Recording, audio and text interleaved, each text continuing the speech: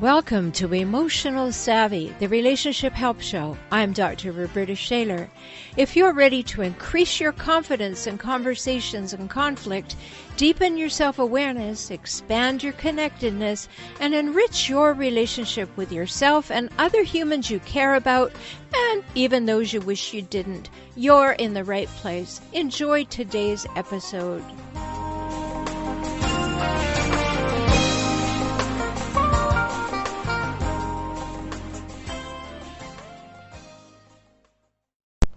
Hello and welcome to this episode.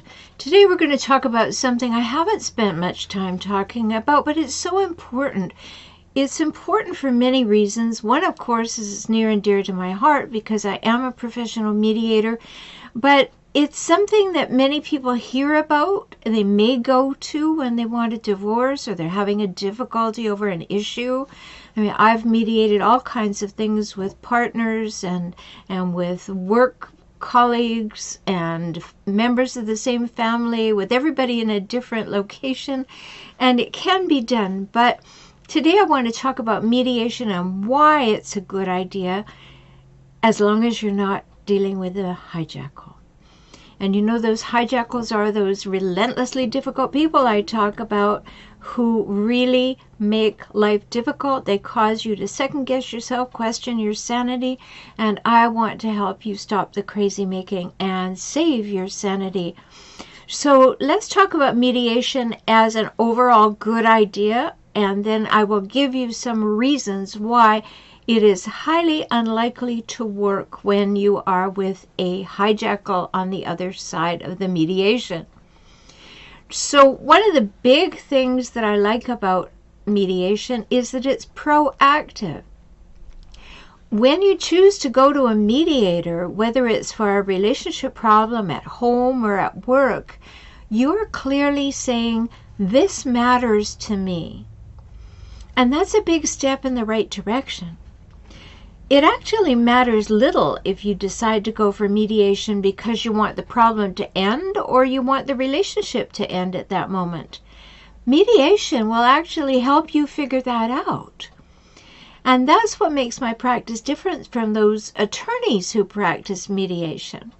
Because I have a PhD in psychology, and that can facilitate the deep conversations that can truly mediate. And what I mean by that is, to mediate is to be an agent for resolving differences that are much more important than settlements alone.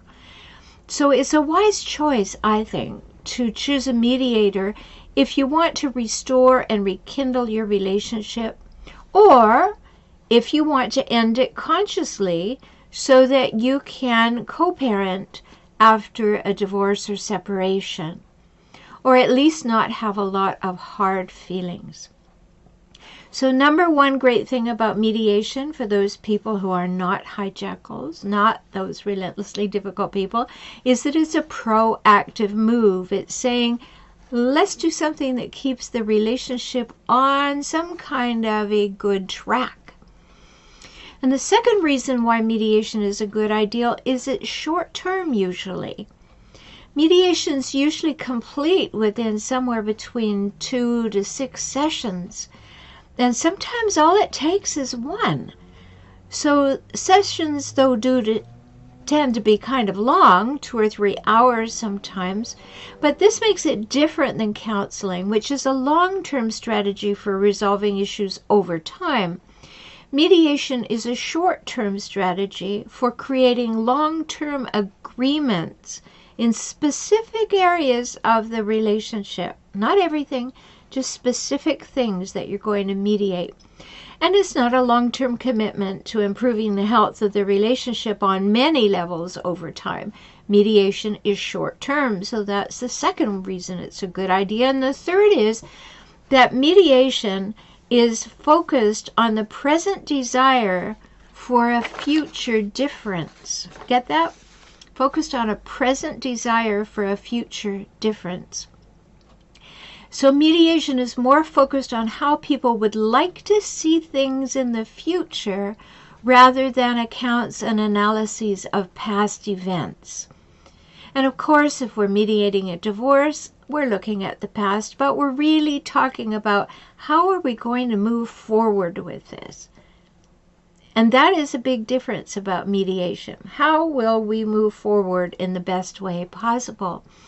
And although our present behavior is predicated on our past, mediation is focused on the specifics of the current issue being mediated. What's right in front of us right now, the one thing, we're focused on that. Or maybe there are two things, but it is not focusing on the whole relationship. It's not trying to take everything into account. We're focused on the specific tasks today. So a counselor's role is different than a mediator's in that regard, because the mediator is not focused on the origins and patterns of behavior that have led to the current relationship problem. The mediator works with what is to create an agreement both parties can live with in the long term. So that's really a distinction that we need to keep clear. So we're creating future differences by what we decide together in a mediated settlement. And then number 4, mediators, not as opposed to attorneys, mediators are neutral. That's one of the big features, that as a mediator, I have to be neutral, no vested interest in either party. And I must maintain that. Mediators are trained to be neutral, to view each participant in the mediation as they are right at that minute in real time, and not to take sides at all. And that's a major difference from counseling or therapeutic interaction, where the focus is on moving toward health for all concerned, including the relationship. So it's a big deal. Of course, psychologists and psychiatrists and counselors and therapists of all stripes are taught to be neutral, but they are not deciding the outcome on the basis of that neutrality in quite the same way, because a mediator does not decide anything. A mediator facilitates the conversation so that the participants do the deciding. So the mediator controls the process but can't influence the outcomes, except that factual information, such as laws that the mediator may provide, may in fact influence the outcomes. That's not the mediator's job, though. That's the facts. And it is not the mediator who does the influencing, just the facts.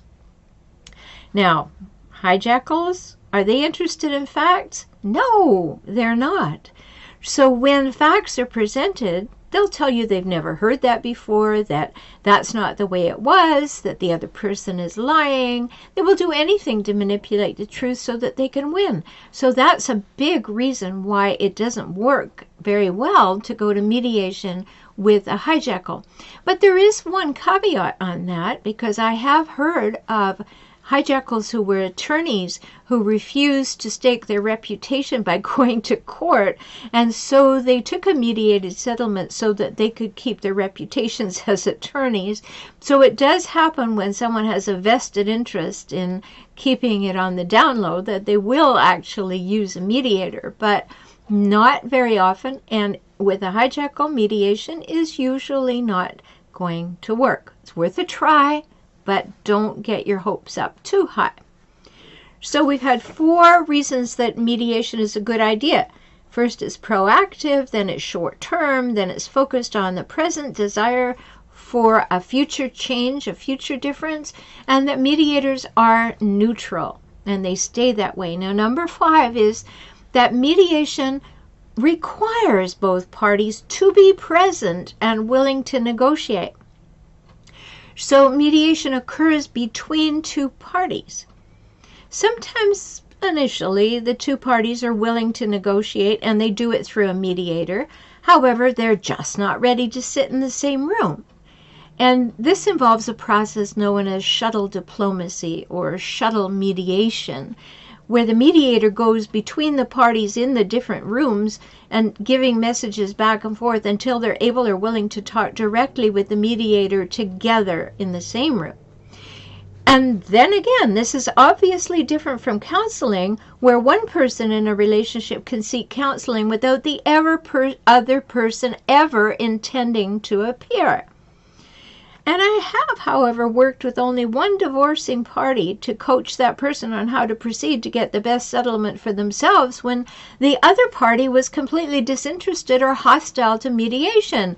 So read that. Yes, I can help you prepare to go to court with a hijackal, because the hijackal is not going to come to mediation. But in mediation itself, to make it work, we need both parties present. So when I'm working with one party, that's kind of helping them with a divorce. It's not mediation. Mediation really only occurs when there are two people with 2 points of view and they're present at the same time. So I hope this helped you clarify the difference between mediation and counseling of any kind, because after 25 years as a professional mediator, I know mediation works. And if you have a relationship problem that you want to solve, whether it's at home or work, choose mediation. You know, I alluded to it earlier. I've worked with two sisters in two different parts of the country who hadn't spoken to each other for 20 years, but they wanted to, and we mediated a settlement. It took a little bit because there was a lot of history that kept popping up, but we did it. And they were able to have the better quality interactions, actually want to get together. Very important. I've mediated between a mother and a daughter who wasn't speaking to each other. You know, there are all kinds of uses for mediation. But now, why doesn't it work with a hijackal? So I just want to give you a few reasons. You probably know them if you have a hijackal in your life, but I want to put them in here. It's not going to work with a hijackal because A, hijackals are not collaborative. They want to hold their cards close to the chest. They don't want to divulge things.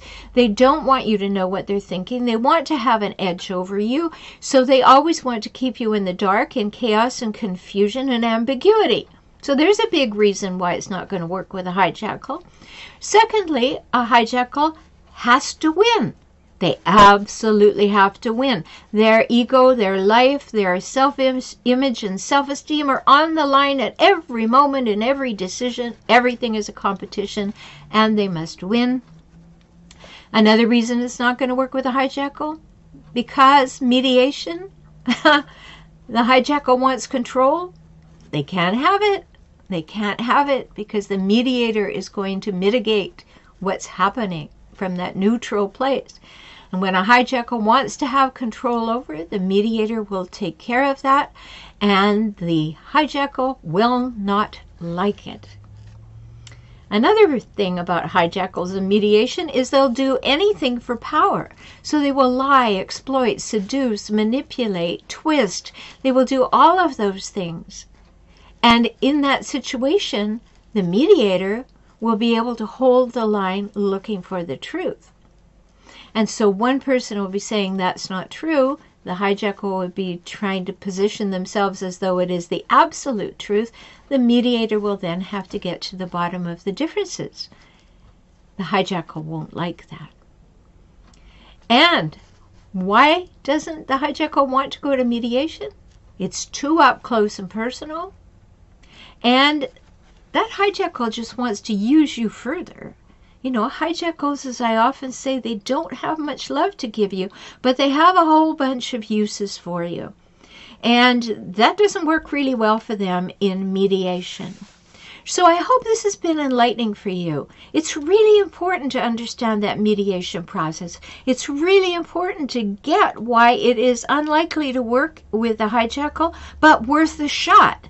Because if it does work, yay! If it doesn't work, you can move on to a more judicial process. But these are important things. So when you're looking at how to solve a problem with anybody, think of mediation. You know, certainly there's a place for the work that I do as a relationship consultant. Yes, we solve relationship issues. The work that I do as a professional mediator, I mediate between two people who have different points of view and want different things until we come to a level of agreement. Different. So know what you need and know who to use, and now you have a better idea, I hope, of what you can expect from mediation. I'm Dr. Rhoberta Shaler from forrelationshiphelp.com. I know you know that, but I'm going to throw it in there. And I hope that you will tune in regularly, because we always have something new and different, something valuable and practical for you. And I look forward to talking with you again soon.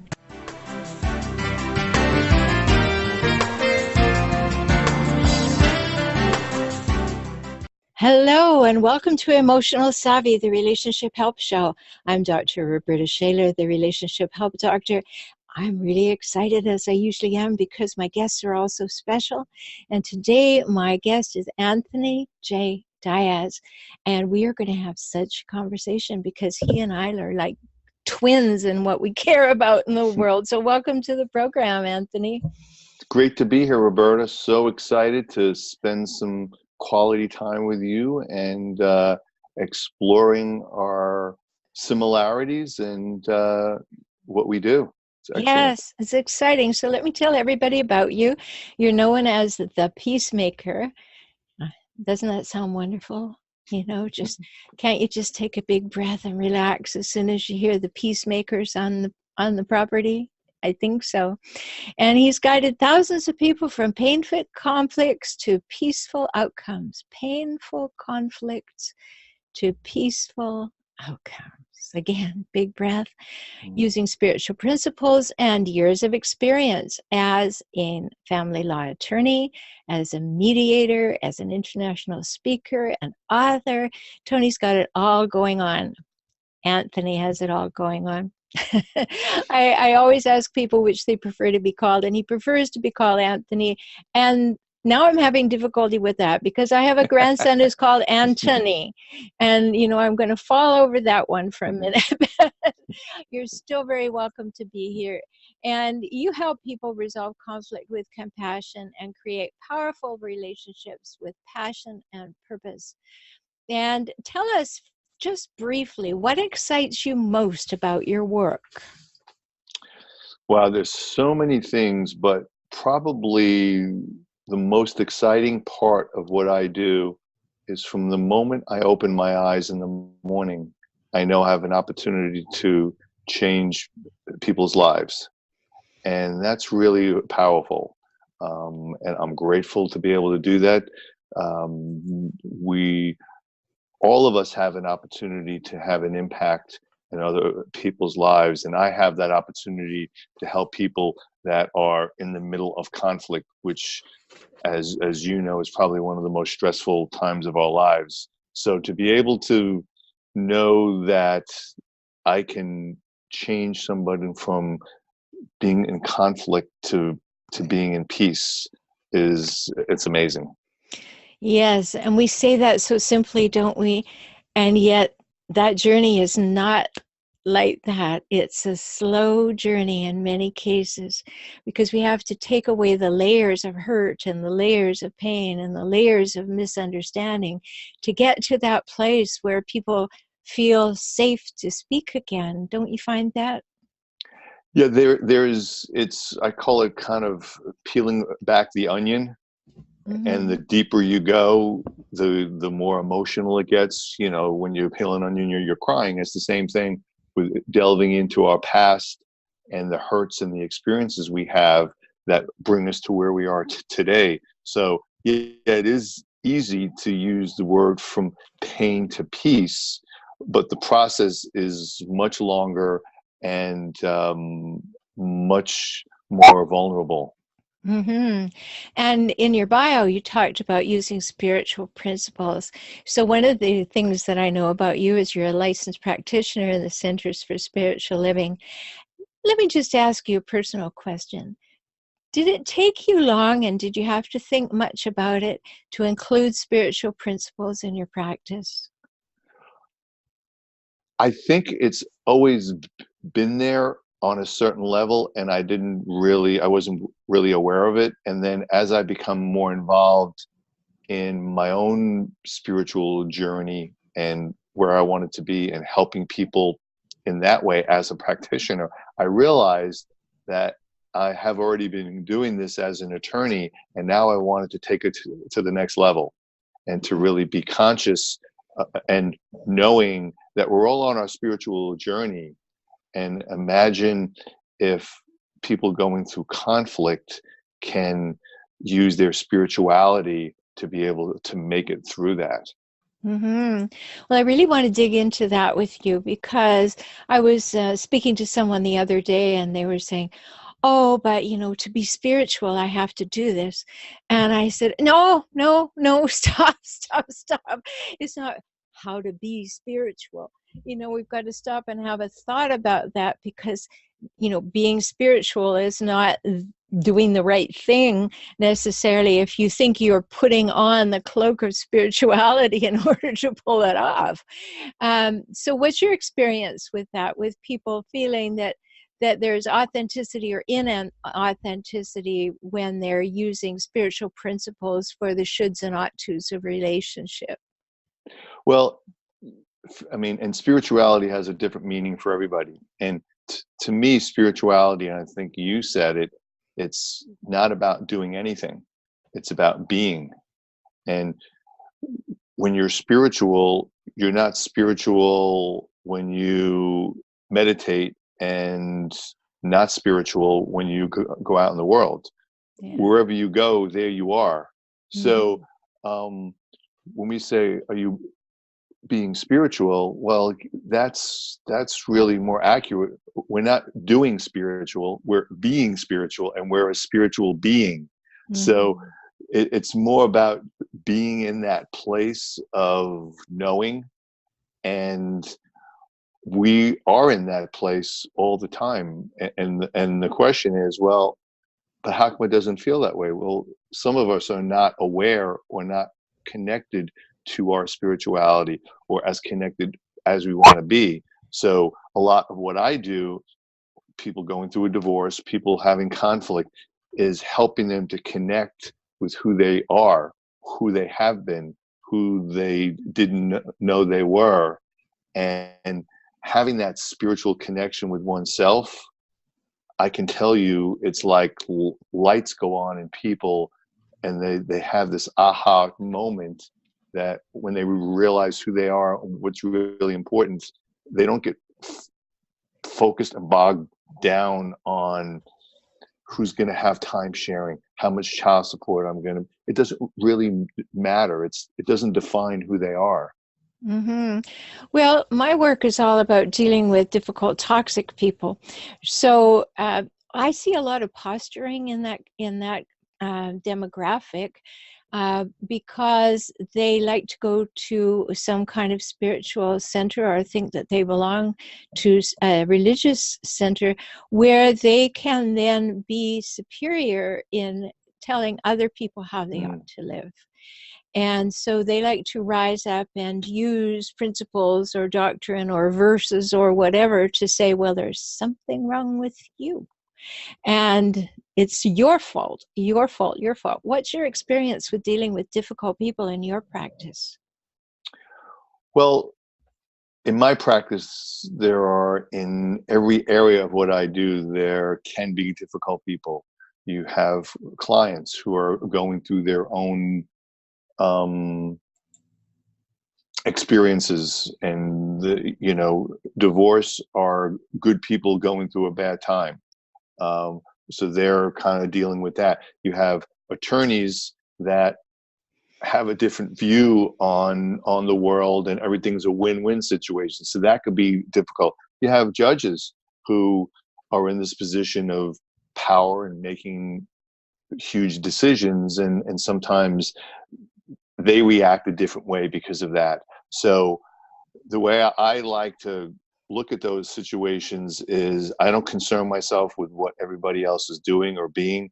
I want to keep my side of the street clean, and I have to come from authenticity. And what I found, and it's amazing, is when you set the table of authenticity, people that wouldn't normally eat that food come and they like what it tastes like. So setting a model or setting an intention of that, you create the space that people sometimes don't even know they're getting into it. And I've just seen situations change by just having an intention of love, an intention of peace, an intention of everyone is going to get whatever they need from this situation. And without giving names or situations, I'll just tell you that things shift. Mm-hmm. So it's dealing with difficult people is part of everyday life. And as spiritual beings as we are in our profession, as we are in person, how we show up in those situations makes a difference in how other people show up. Mm-hmm. Well, I think you said it, Anthony, is the intention of love, creating that environment, creating a space that's safe, very important components. But there are people who are difficult and toxic, and many times their entire intent is to take control of the situation. Have you had that experience? Absolutely. I mean, I've had clients who want to be right and want to be right at all costs. Mm-hmm. And I've had attorneys and judges. Now, attorneys and judges, I can't choose them if they're on my case. That's just the way it is. Or if I'm in a mediation and I have attorneys, but when it comes to clients, I can pick and choose who I want as my clients. And I will tell you, I will still work with people that are difficult because what I see as what I was meant to do was to help other people in difficult situations. So it would be really easy to say, you're difficult, I'm not working with you. But the more challenging and to me, the more rewarding decision is I've been put in your life for a reason, you've been put in my life for a reason. Let's see how this dance is going to go. Mm-hmm. And when I look at it that way, that person isn't as much difficult as they're either a lesson for me to learn or I'm a lesson for them to learn. But for some reason, we're supposed to be in this place at this time. So let's have at it. Yeah, let's get on with that. So what do you think about collaborative divorce? Interesting that you mentioned that. I'm very involved with that process here in Florida and nationally. I think it's the best overall way to resolve conflict in divorce. To me, there are no cons to it. Like, when you do pros and cons, I've done it. I can't tell you how many times when I meet with my clients, I do pros and cons. There are no cons to doing collaborative divorce. You have like-minded people that want to work together. You avoid the court system. It's the best process when you have children. And the way I explain it to parents is you have an opportunity to model for your children the way to handle relationship conflict. And by working together with the other parent, your soon-to-be ex-spouse, they're always going to be the parent for your children. And now your children, when they go out in the world, have a relationship and have conflict, now have an experience that they can refer to on how to resolve conflict. So if nothing else happens through a collaborative divorce process, then that, to me, that was worth it. I used to do a lot of early parent educating, and I used to say, I hope that you enjoyed the, hopefully, 3 minutes of conception, because at that moment, you chose to be a model of how to be a man or a woman, how to be a man or woman in a relationship for the rest of your life. How do you like that so far? And here were these new parents with these toddlers and all, and they would say, oh, I never thought of that. And then when I would tell them that, brain growth being what it is, these children that you think are not hearing you and feeling you and understanding what you're saying and all, these little sensory globes that are picking up absolutely everything are in fact being influenced by you two in everything that you do, including when you fight and including when you're angry and all those things. And it was always a bit of a shocker because they hadn't thought of that, of course. And so I like what you're saying about the modeling, because we are constantly modeling for our children, constantly. Even when we think they're not looking or listening, we are still the model. We are still in their heads. We're still in their hearts. We tell them how to do life well. And they may not like our model because they may find out it was a bit erroneous for them, but it's the only one they have for a long time. So it's really important for us to model those things. I'm a fan, too, of collaborative divorce. Unfortunately, with the population I work with, that becomes more difficult and less likely. But it is a great place for most people to start. So I like your beginning with that. So how do you know when you personally are mediating or working with a couple that you're just not going to be able to get agreement? What do you do in that situation? Do you stop the process and talk about it? What is your approach? Well, that happens from time to time. I mean, many of the cases I work with settle either partially or fully, but there have been a number of cases where we just reach an impasse and not be able to get any agreements. So what I'd like to do is when I have this intuition that and most of the time it's because there's resistance on one or both of their parts. Resistance is the main reason for non-agreements. And so I like to delve into if there's a no or a pushback on what I'm suggesting, to get a little bit more involved in, like, oh, that seemed like it struck a chord with you, or What's you up had there? a reaction with that. Tell me more. That's one of my favorite questions. No, Tell me mine more. too. It's because it's really easy to try to jump to the conclusion, and we all want to get there, but being able to really let it unfold and let somebody express what's going on really tells us a lot. So I'll do that either together with the couple, or say, hey, can I spend some time with each of you individually? I just want to dive into some things, if that's okay. And then to really go into, hey, you had a reaction on that, and that's okay. I'm okay with that, but I'm really curious on what was going on, what were you thinking, and get to know a little bit more about what's behind that. And I have to tell you, a number of times that helped to move the process forward, maybe not to a full agreement, but to either a partial agreement, or both of them having a better understanding of why each of them is reacting a certain way, or is taking a position that is not helpful for an agreement.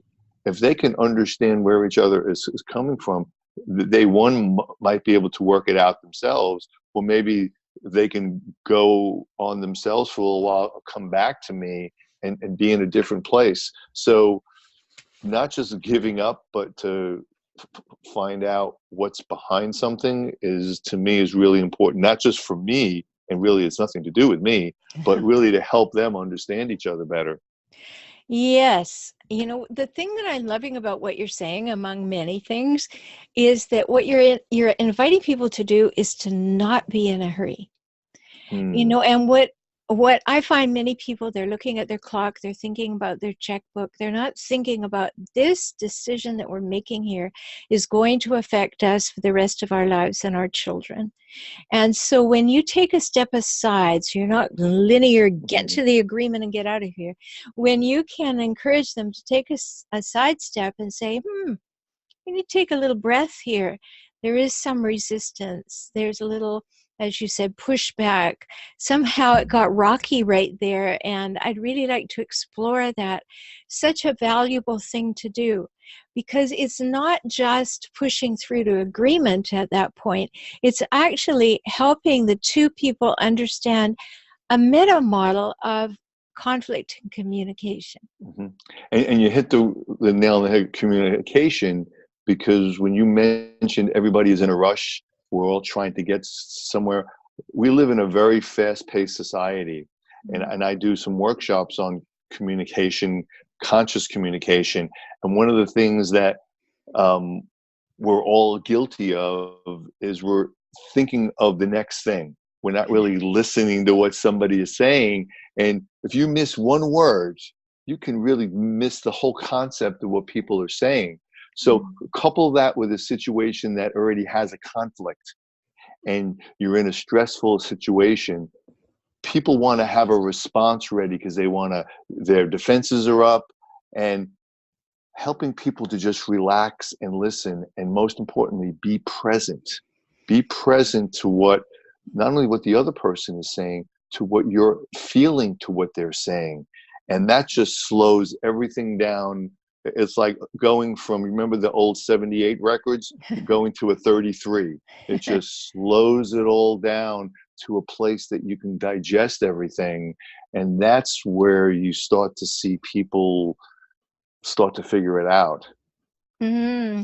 And I think too, when you say to someone, we don't have to get to a destination in a certain time frame. That you can actually do a Ram Dass move. You can be here now. You can be fully present and realize that this is an important process in your life. And we don't want to rush it along. We want to learn from and through it. And that by doing that, even though you think you don't want to learn anything more about each other because you're kind of done, you're learning about yourself, and you can have greater takeaways after this process. So I think that that's very important. Now, what's your spiritual take on ending relationships? Because I've had some guests who have said, I had a psychologist on once, and he said, no, you save that marriage no matter what.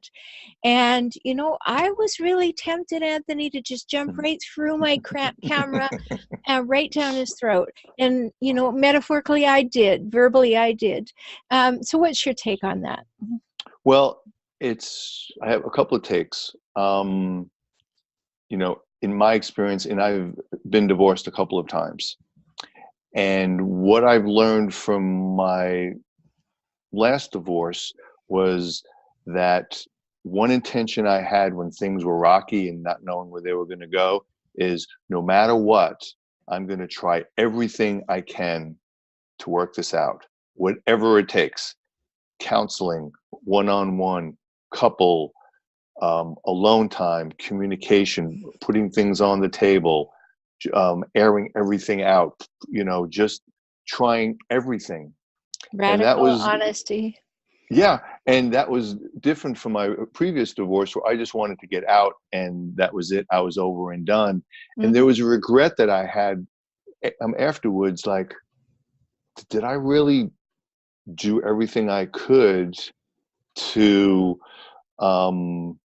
save a relationship that I spent a lot of time nurturing? And I said, if I was ever in that situation again, I would make a different choice. And I did. And although the last relationship ended in divorce, it felt better. I was able to get closure and completion.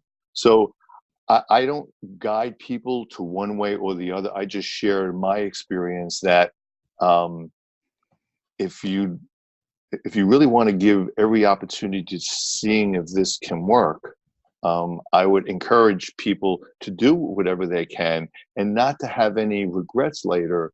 And that will also help you in your next relationship, because you kind of are building up this spiritual muscle that you didn't give up, you didn't give in, but you looked at every possibility, you gave everything you had And when it came down to it, some relationships are going to work and some aren't. So everybody is going to have to make their own decision when a relationship ends. But I'm a proponent on not leaving any stone unturned. Well, me too. And of course, that's the difference. I mean, you're a divorce attorney, a family law attorney for all kinds of things, and a mediator. And I'm on the other side. I'm a relationship consultant. So people come to me before they go to you. Yes. And so, in my experience with this, of course, first of all, I do ask everybody if they do have spiritual foundations underlying their thinking, because that changes the way that I approach them often. They're not coming to me for that, but I need to know what they brought with them. And then I also need to be able to give them permission to live by those principles, but to release themselves from the have-tos and shoulds if they're actually hurting themselves or each other. Mm-hmm. And that's always a big piece in that, because then if they move on to work with someone like you, then they will be able to say, I am not here to damage someone. I just we both agree that this is the next best step. One may not want it as much as the other, but they're clear that it cannot continue. Yeah, and that's the great thing about working, people working with you before coming to the decision to work with me, because either one, they're going to come to the conclusion that the relationship is worth salvaging and work on, and I will never meet them. Or if they do come to that conclusion that this is the final chapter in this book, when they come to me, they're in a much better place for the legal process, and there isn't residue that still needs to be unpacked. So, and the spiritual part, again, everyone has their own understanding of what spirituality is, but for those who are comfortable and have an understanding of what their spirituality is, their legal process tends to be less rocky and less bumpy and less up and down. It's still going to have your not so great parts of it, but having that foundation helps them to get to the end. And we're not in the shaming business, and that's very important. I'm not in the shaming business. You're not in the shaming business, nor the blaming business, nor, for that fact, the gaming business. I want all three of those things expunged before they leave me and move on to someone like you. And I have mediated divorces, and I used to do that. I don't do it very frequently anymore because I'm busy helping people understand the relationships that they're in. But I just want to tell everybody that I'm speaking with Anthony Diaz, and he is known as the Peacemaker. He's a family law attorney. He is a mediator and an international speaker and author. And you can find him at Anthony, that's ANTHONY, Diaz, DIAZ.com. And for all my Canadian friends, DIAZ.com, because I'm from Canada. So I always put those pieces in there.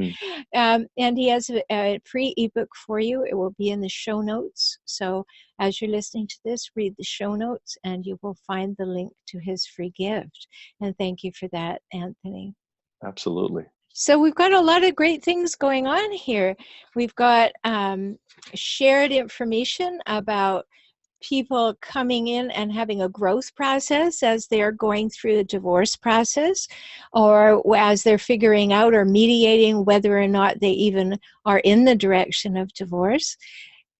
If we think of all these things as potential for growth, as opposed to, oh, no, I don't want any of that, I think that we change the very nature of our approach. What do you think? Yes, and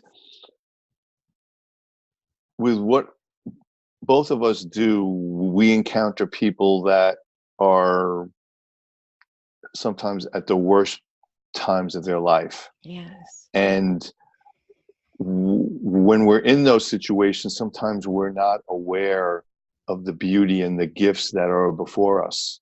When I even people that come to me for a divorce, I want to make sure that this is something that they want to do.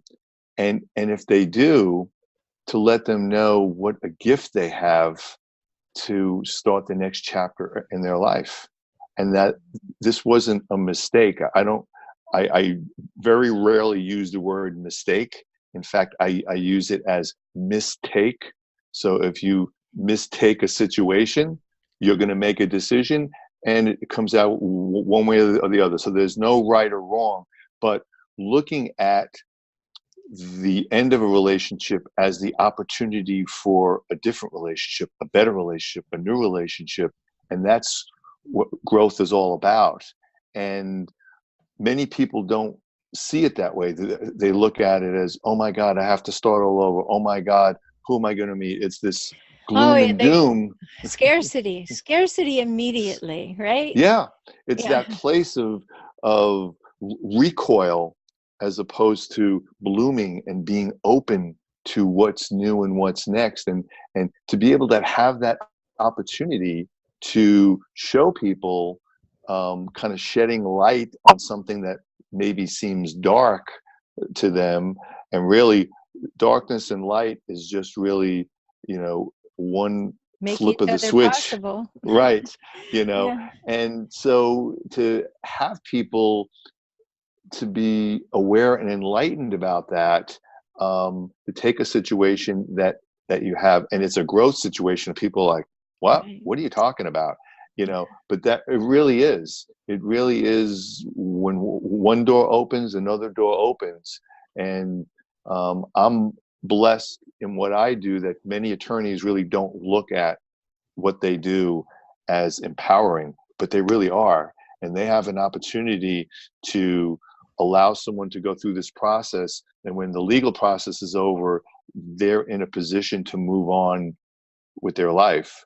So Mhm. to be able to let people know that, yeah, this is going to be tough for a while, and it may hurt, and you're going to have a lot of sadness and all the stages of grief. However, there is opportunity for growth, and you have that opportunity. So it's when people see that, it's like, oh, I didn't think of it that way. Right, Yeah. right.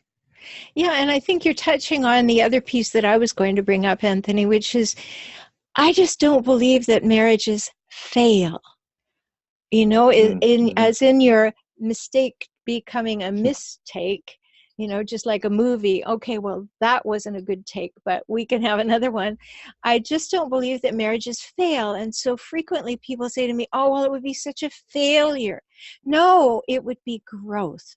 It is not Mm-hmm. a failure. Now, I understand that they've had that painted into that corner by Mm-hmm. their early life. Somebody told them it was a failure, you're supposed to stay married forever.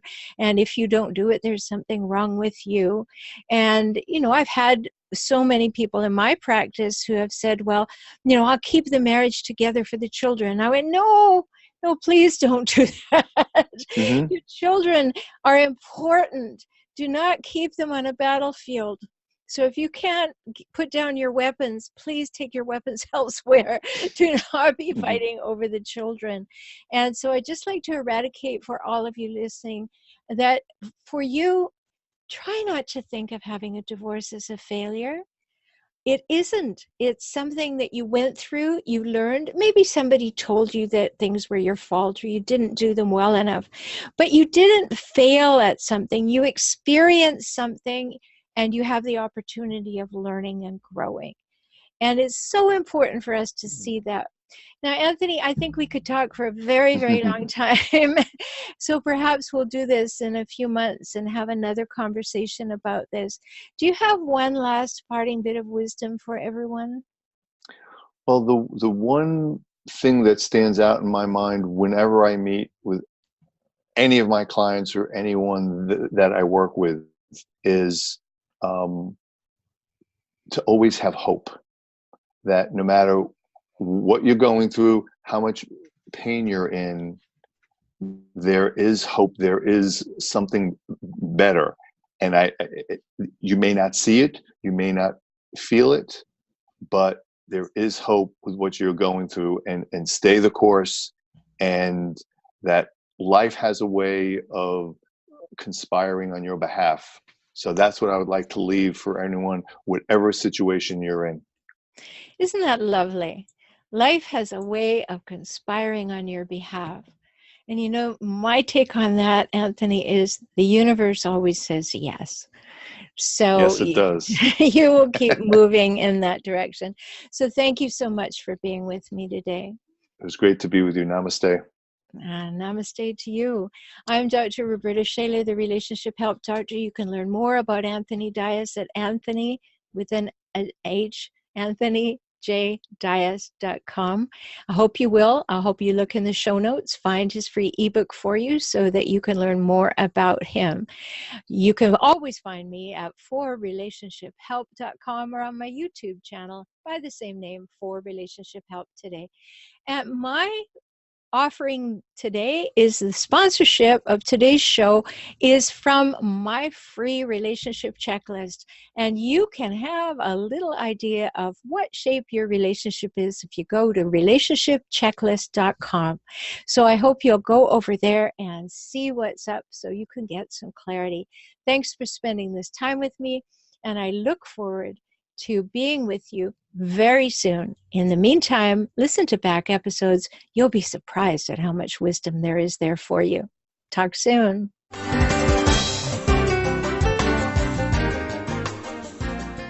Thanks for being here for today's episode of Emotional Savvy. If you want to deepen your emotional savvy, make shifts in your relationships, and enjoy life and relationships more, work with me, Dr. Rhoberta Shaler. Get my books, enjoy my courses, or work with me directly. You can do that by visiting forrelationshiphelp.com, F-O-R, relationship, H-E-L-P.com, and subscribe to Tips for Relationships now. Don't miss a thing. Be empowered this week with more emotional savvy.